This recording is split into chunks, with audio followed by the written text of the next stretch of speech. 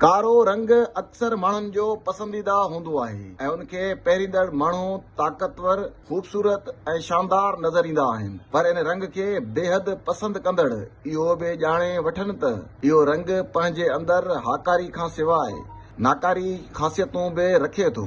अक्सर कपड़नि लाइ रंग जी चूंड करणु ॾुखियो हूंदो आहे, जॾहिं त कारे रंग खे पसंदि कंदड़ माण्हू इन हवाले सां ख़ुशकिस्मत आहिनि जो खेनि घणी कोशिश नाहे करणी पवंदी। अमरीकी साइकोलॉजी जे माहिरनि जो चवणु आहे त कारो रंग आम तौर ते मौत ऐं शिर जी तर्जुमानी करे थो, जॾहिं त मुख़्तलिफ़ हवालनि सां ताक़तवर, ख़ूबसूरत ऐं शानदार पिणु लॻे थो।